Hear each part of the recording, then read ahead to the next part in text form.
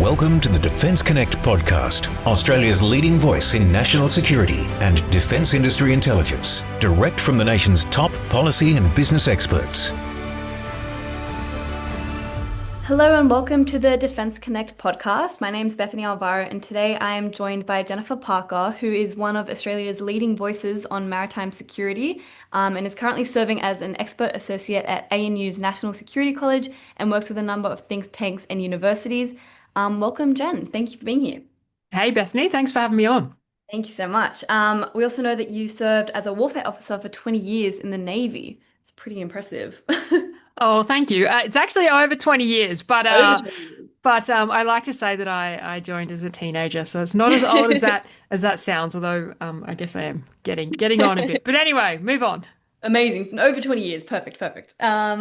We might start straight away with the most recent sort of newsworthy issue, I guess. So last week, Richard Marles confirmed that Australia is monitoring a Chinese naval flotilla that's currently in the Philippine Sea. And today, actually, we got the statement from the Chinese Ministry of Defense saying that the task group isn't targeting a country or an entity. But because they didn't actually clarify where they're going, and Australia is concerned about this and announcing that they're monitoring it, do you think that Australia could be a destination? And is it like a plausible concern? Is that a legitimate thing that we should be worried about? Well, look, I think it's hard to say whether Australia is or is not a destination for this task group. And even if Australia is a destination, it's not something we should necessarily be concerned about. I mean, we're not in the midst of a conflict with China, but it is something we should pay attention to.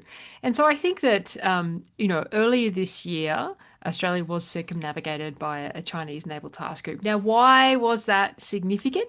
It wasn't because the naval task group posed a threat to Australia. It didn't pose a threat to Australia, but because it was a demonstration, an intentional demonstration of naval capability by the Chinese Navy in the vicinity of Australia. And you've got to think that Australia is not on its way anywhere. Like, you don't go, oh, I'm going to go from Asia to Europe and I'll swing by the Southern Ocean. Or that's just not how you transit through the world's oceans. It doesn't make sense. And so really the aim of that circumnavigation of Australia by the Chinese Naval Task Group in February, March was to demonstrate capability to Australia and check our responses. And I'm not just talking about our military responses, but also our political responses and our societal responses. And I think it's telling that it, at the time, had a response of what in some areas bordered on extreme alarm, right?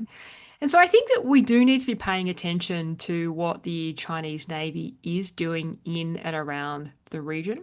And what's significant about this specific naval task group that's been mentioned in the reporting, and China has a number of naval task groups at sea, but although China has been growing its naval capability, depending on the metrics you're talking about, it has the world's largest navy when it comes to its fighting force of, over 370 fighting capable ships. Now, that's a broad term. When you break that down, you can argue that the statistics, but in terms of the order of magnitude, that's an indicative number. A larger portion of their surface combatants, frigates and destroyers, were built in the last 10 years. So what do we take away from that? It's not only a large navy, it's a modernized navy. The next step for a larger modernized navy is to start thinking about how it uses that naval power to generate influence. And so what we're seeing from China is these increased task group deployments beyond the first island chain. Now, is there anything wrong with that? Absolutely not. Of course, China has an increasingly global navy and they intend to use it. But does Australia need to pay attention to that? Yes, Australia needs to pay attention to that. We need to understand what is changing in our region. And when you think about Australia as an island nation, thoroughly dependent on maritime trade, we are vulnerable in the maritime domain. So when a large naval power in the region changes the way it deploys its ships, we need to pay attention to that. So what's significant about this specific naval task group that's been mentioned in the press recently? So there is a large amphibious ship. There is a cruiser, which is a surface combatant, so it's got missiles, torpedoes, etc. on it. Lots of missiles, in fact, 112 missiles. It's a Renhai cruiser. There is a frigate, so a Jankai II frigate, and a tanker. So it, where it exactly is right now when we're recording this, I have no idea, right? But it entered into the Philippine Sea. And it is probably only the second example of them deploying this modernized amphibious ship outside of the first island chain. Mhm. Now, it has deployed with a tanker, which means so a tanker gives it the ability to replenish food, fuel, certain types of ammunition at sea. So that means that it increases the legs. It's not tied to port visits to refuel and get food for the crew of that task group, which means it could go anywhere, right? Mhm. And so why it's important for Australia to be paying attention is because it is a symbol of Yeah. the difference of how the Chinese Navy is deploying their powerful naval task group. So I think that's kind of how we should think about it. Should we be alarmed? No. Is this a threat to Australia? No. But should we be concerned about a rising naval power in the region that has shown in some examples, whether it is their behavior in the South China Sea or in the vicinity of Taiwan, that they intend to use this naval power at times in an aggressive fashion. And I've recently had an article out where I kind of term this, military coercion, maritime coercion. So we certainly should be paying attention. Mhm. And do you think it is paying attention? Yes, but is it concerning that twice in a year that, I know this one isn't directly coming to Australia, but we don't know that for sure. Is it something to be sort of concerned about though? If it happens, twice in a year, we had the one earlier this year and now this, like, So this may well come to Australia. I mean, we don't know right now. mm, I don't know exactly where it is. It's clearly not in the vicinity of Australia because we would know that. yeah, Of course, when I say I don't know, I'm confident that the Australian Defence Force knows. They have satellite capability and over-the-horizon radar that tracks all of these major warships to our north. Um, I guess the question about concern. Where I think we should be concerned is on the fact that the world is increasingly changing. So we're seeing this breakdown of the multilateral system, and we're seeing that from trade to security. What has been a factor of the breakdown of that multilateral system? Well, a kind of follow-on key trend has been the increased use of military power to achieve foreign policy objectives. Now, this isn't new in the world, but at the end of the Cold War, we kind of thought that we had moved on beyond that, that global connectivity and trade would stop us trying to coerce each other with military capability. The last couple of years, whether we talk about Russia's illegal invasion of Ukraine, whether we talk about the Middle East, India, Pakistan, Thailand, Cambodia, yeah, it's clear that that is not the case. The third element of that is that we have a huge power in our region that has rapidly invested in its military capability in China and demonstrated that where necessary, it intends to use that military capability to achieve coercion. And, yeah, even when you think about the harassment of our maritime patrol aircraft in the South China Sea, so 19th of October this year, we had a report that a Chinese Su-35 fighter came up alongside a maritime patrol aircraft, deployed flares in what was assessed to be an unsafe manner. yeah. That in itself is military coercion, right? That's telling us to stop operating in the South China Sea. So those are the things that we should be concerned about. Mhm. A naval task group, if this naval task group that we're talking about that is somewhere in the Philippine Sea or maybe further in the Pacific now Yeah. comes down to Australia, does it directly threaten Australia's security right now? The answer to that is no. But it is part of a growing trend. So we should be concerned about those three trends that I mentioned. Yeah. And so we should respond to changes, things like naval task groups deploying in our region, but we shouldn't respond with alarm. And I think if we go Mhm. back to when this first happened in February, March this year, there was a lot of, oh, they're a threat to Australia. Could they attack us? Yeah. They're rehearsing missile strikes on Sydney. All of that is what I would put in the bucket of alarm. Mhm. And those aren't the conversations that we need to be having. And to be honest, most people who understand how naval missiles are employed would think that that is a laughable conversation. Yeah. But the conversation we need to be having is what does China's naval power and the way China intends to use it mean for our security moving forward? And Mhm. that's a conversation we need to think about in terms of how much are we telling the public about the world deteriorating? How much are we investing in our own strategy and our own capability to deter and counter that growth? Yeah, well, that actually leads quite well into my next question. How prepared do you think the Australian Navy is for a conflict in the region and the likelihood of that if it were to break out? How ready is our Navy? Well, look, this is a great question. I mean, I think we start, where I start my answer is how ready are we as a nation? Hmm. Because conflict is an all-encompassing element that isn't just limited to military capability. And I think that we have a long way to go to explaining to our nation how the world is changing and what that means for our way of life in Australia. How could that affect your daily life? We're not just talking about, that your couch is being delayed from Europe because Houthis have been attacking ships in the Red Sea for 2 years, but I'm talking about the fact that if our subsea cables are attacked, you won't have internet banking, right? If our fuel sea lines of communication are interrupted because we import 91% of our fuel, you won't be able to drive your car. Now, unless you have an electric car and good on you. But for the rest of us, so thinking about what does this changing world mean for our way of life? I think that's where we need to start national preparedness. Then, of course, when you talk to military preparedness, you can talk about, do we have the right strategy? Do we have the right capabilities? Do we have enough people? Do we have enough weapons, etc.? From a naval perspective, when we talk about naval preparedness, I think the first question is, do we have the right capabilities? Now, the answer to that is very clearly no. And that is, despite the hard work of the women and men in the Royal Australian Navy. Why do I say we don't have the right capabilities? Well, we have an incredibly old fleet, whether you talk about our surface combatants, which are our frigates and destroyers, our Hobart-class destroyers, our Anzac-class frigates. Our destroyers are fairly new, and they're pretty good. Our frigates were, conceptually designed in the 80s, produced in the 90s and the early 2000s. They are past their shelf life and they need to be replaced. We should have made a decision to replace them a very long time ago. Now, we kind of did. That's a very long story we won't delve into in this podcast. But because we didn't do that and we didn't do it comprehensively, the government has now announced this year that we're going to get the upgraded Megami from Japan, but that's not coming till 2029. So although there is a plan to increase the number of surface combatants, so we currently have 10, we will go to 9 next year, my understanding is, on the current forecast. We know we need at least 20 or so. We will increase to that, but not till the 2040s. So that's the first issue in preparedness.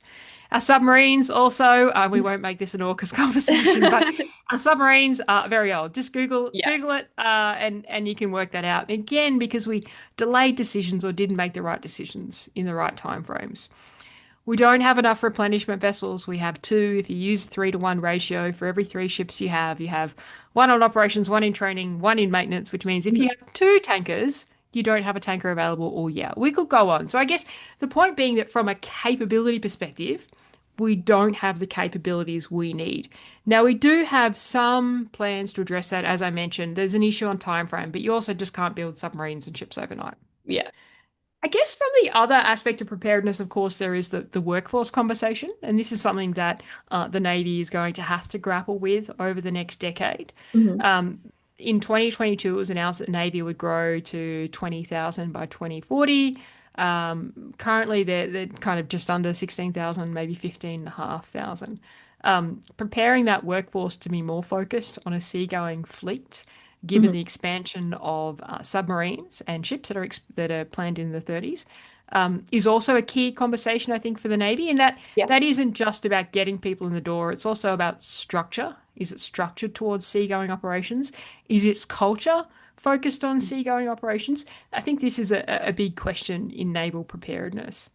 I think the third element then goes, how are you going to operate and how are you going to deploy those ships? And I recently released a co-edited publication drafted by the UNSW Naval Study Group on maritime strategy for Australia. And we said, really, Australia needs to be in the position to be able to deploy, 2 task groups concurrently. Now, I won't go into the details of that, but these are all the conversations you need to have around naval preparedness. Then, of course, it is, what are your supply chains to support that? So where are your weapons coming from?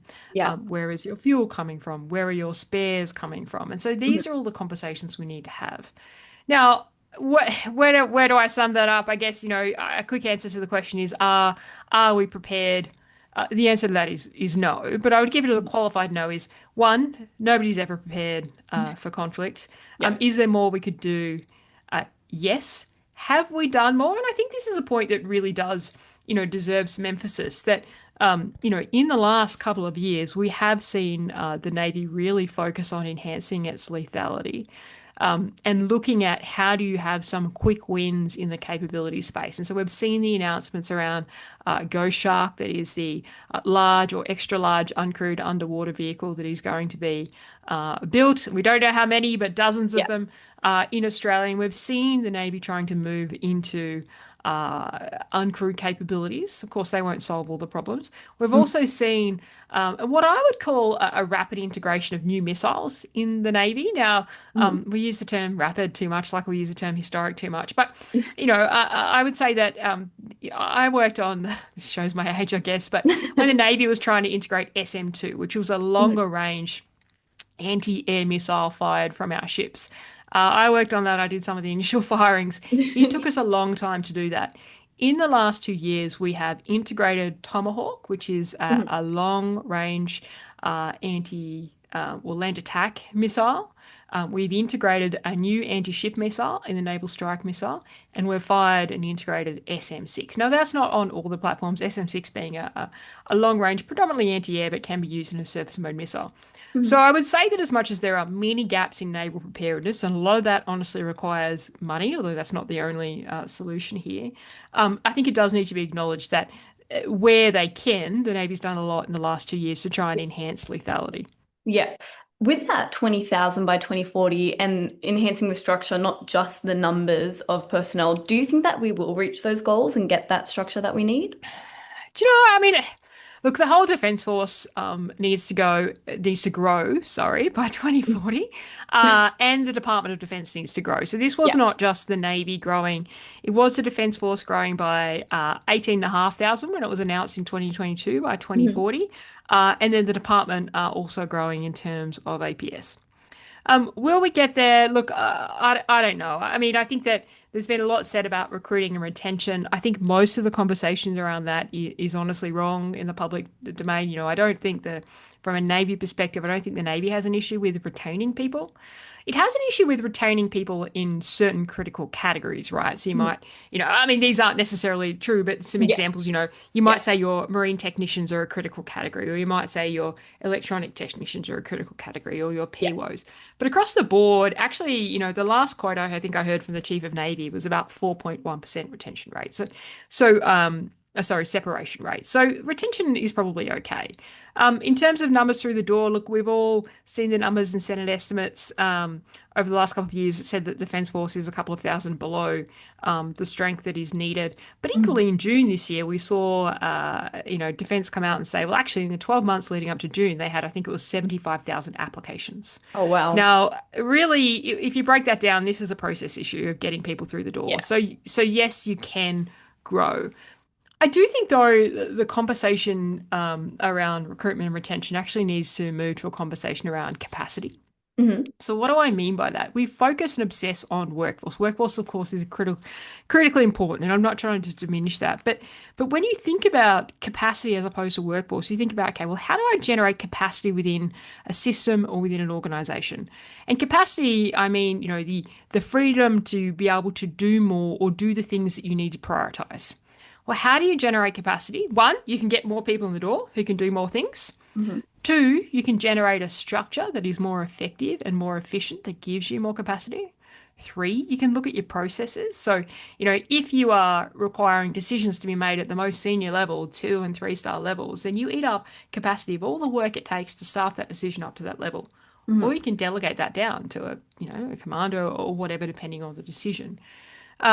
I think 4, you need to look at your culture. There was a great book. I can't remember who wrote it. It was called Busy As, I don't know if I can swear on this podcast, but I'll say it anyway. It's called Busy As. It came out, I guess, about 7 or 8 years ago now. I'm dating myself. But, it kind of talked about this cultural perspective that when people ask you how your day is, you don't say, I'm having a great day, I'm having a crap day. You say, I'm busy. And people, when they contact you, they're like, oh, I'm sure you're busy.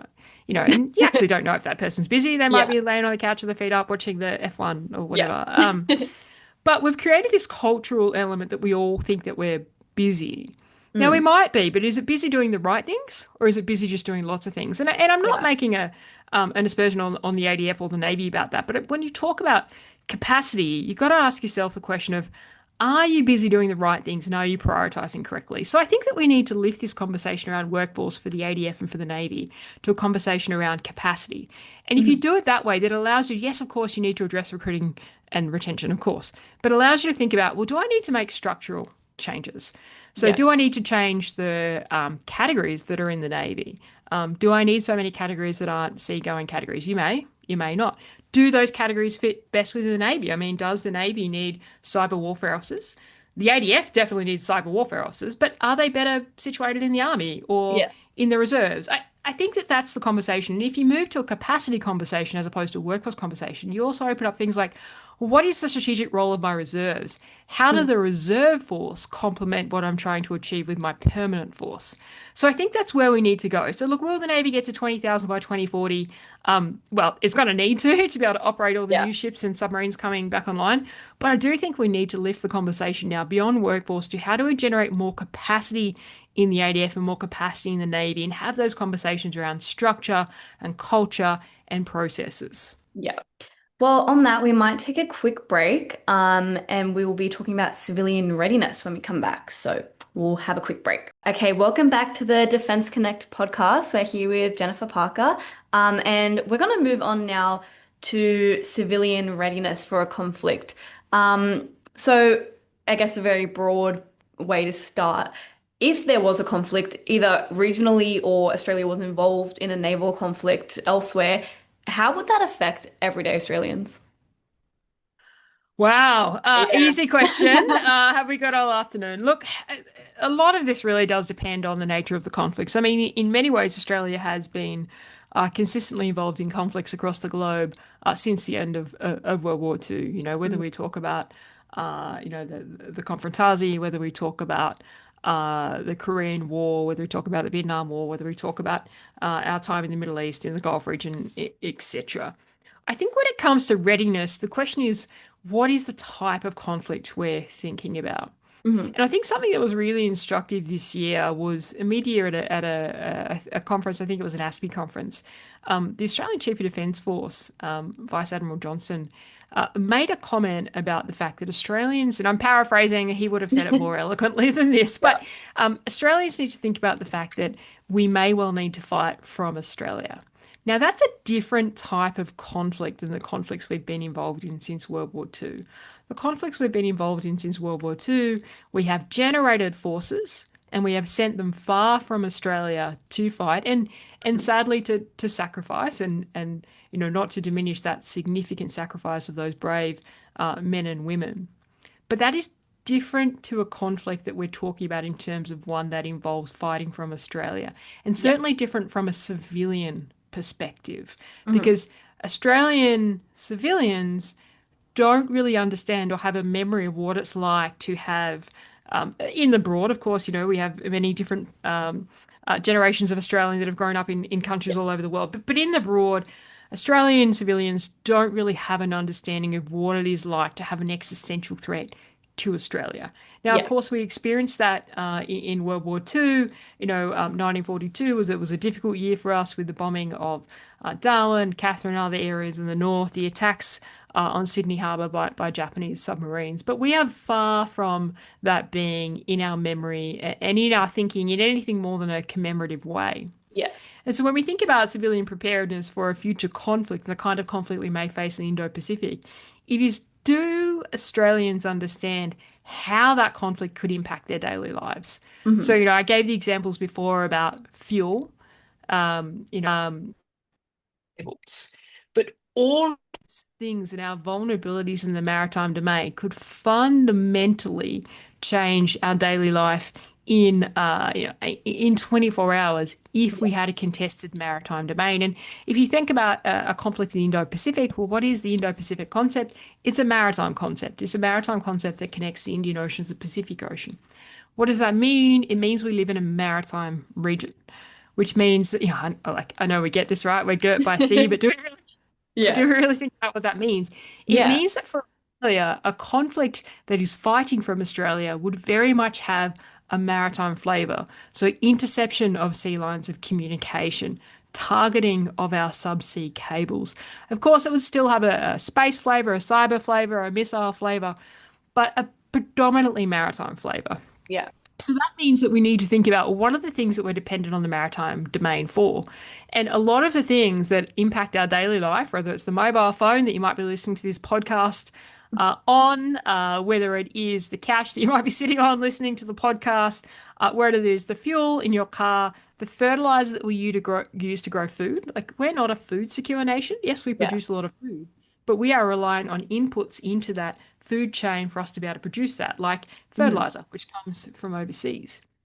If there is a contested maritime domain, which is the case if we have a conflict in our region, then we would not have all of those things flowing through to us, which means our daily lives would change overnight. Mm. And so I think in terms of civilian preparedness, how do we need to think about that? Well, first we need to have a conversation with the Australian public about what is changing and a rational conversation. So not an Yeah. alarmist conversation that, Darwin might be getting hit by missiles tomorrow, or, I did an interview earlier this year and a radio presenter said, do you think Darwin's about to be attacked by nuclear missiles? And I mean, the answer to that is no.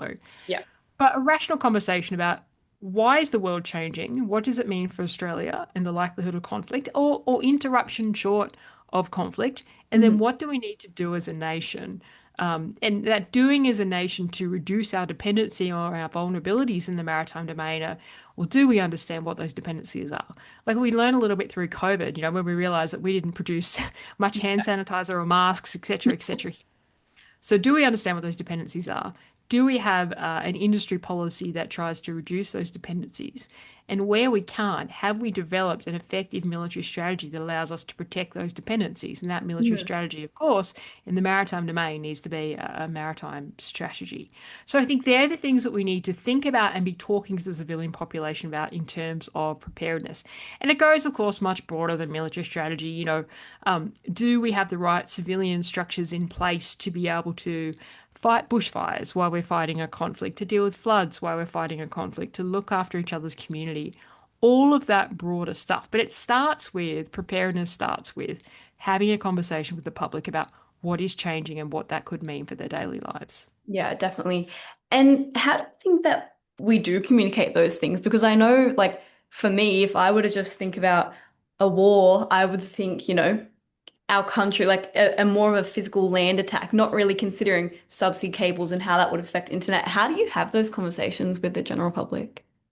Look, I think there's a lot of ways, and I think that defence and the government have tried to, and the previous government have those conversations through the releasing of, for example, the Defence Strategic Update in 2020, the Defence Strategic Review in 2023, the National Defence Strategy in 2024, and the National Defence Strategy coming next year. Now, a lot of people might be like, yeah, but I don't read any of that. Like, it's a very long document.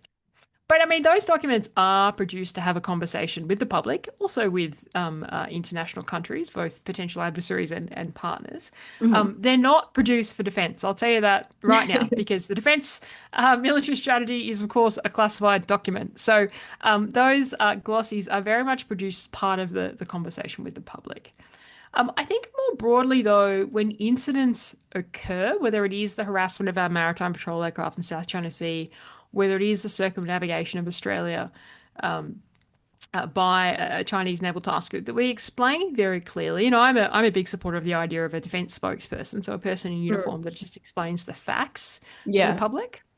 I think also part of it is getting into schools, getting into community organisations and talking about our history, but also talking about how the world is changing in the future. I think it's generating a greater relationship between the public and the Defence Force. Mhm. Now, if you live in a garrison town like Townsville, then of course you will have a long and close relationship with defence. But if you don't live in those areas around bases, then you may not actually interact with a member of the ADF ever, to be honest. So having those conversations, getting defence out into the community, thinking about how we generate initiatives like, I think the Gap Year initiative is a really important initiative where young Australians can join the ADF for 12 months to get an experience. But that's also teaching them about, well, why do we need an ADF and Yeah. what's happening in the world? Mhm. I think another way that Defence can do it, and the Army does this a bit, the other services not really effectively, is thinking about more about reserve groups. How do you create defence reserves around communities where, in the same way we have, country fire brigades, right? And volunteer fire brigades. Now, I'm not suggesting volunteer defence reserves, but But how do you create more reserve organizations around the country that support that? So look, I think there's a Yeah. whole series of things that you can do, and we could talk about this all day. But there are things you can do, and you can look to countries like, Finland, for example, who is like I think they're the happiest country in the world. But They're up there for if sure. not, they're in the top five, right? But yet, they have a lot of awareness about, the threat, how the world is changing, Mm. and such a connection between their civil society and their defense. Yeah. Okay, we might cut to one more quick break, and then we will be continuing this chat. Okay, welcome back to Defence Connect podcast. We're just going to continue on with the civilian readiness. So you did previously touch on other countries like Finland are sort of more aware of the threats and what that would mean for them. How do you think, or what do you think is important for everyday Australians, just everyday people, to understand about maritime security and how really valuable that is in an Australian context? Well, I think the first thing is to understand how dependent Australia is on the maritime domain. And I'll give you, two quick figures. One, our maritime domain is bigger than our land mass, which is bananas when Wow. you think about the fact Yeah. that we are a continent, right? So our maritime domain is bigger than our land mass. That's hard to protect. The second element is that we are so dependent on maritime trade. So, depending on the quarter, 99% of our trade by volume goes through the maritime domain. So almost everything around you right now, almost everything around you right now was produced overseas and comes through the maritime domain. Mhm. So think about if you could not have access to that, what would that mean for your daily life? I honestly think that's the first thing that Australians need to understand. When we think about Yeah. us as an island nation, we think about our great beaches, and, Yeah. and those that love cruises, going on a cruise. I personally hate cruises, but that Me might be too. after 21 years in the Navy. But that's how we think about it. But we need to change it in terms of understanding that the maritime domain is existential for us. So this is a gross analogy. I stole it from someone else. I can't take credit, but I use it all the time.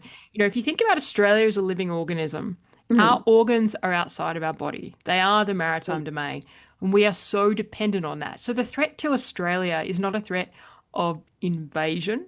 The Mm. threat to Australia is the threat of maritime coercion through interfering with our maritime domain. And you don't need to step foot on Australia to make Australia have to capitulate in the event of a crisis or conflict. Yeah. All you need to do is cut off our economic lifeline, which is our maritime trade. So I think, to be Mm. honest, if Australians understand that, then they'll start to understand about submarines and ships Yeah. and why we need this and Yeah. why they should join the Navy. But that's the core thing, understanding that we are a maritime nation. Yeah. And for our last question, it's a definitely a broad one, like many of these are.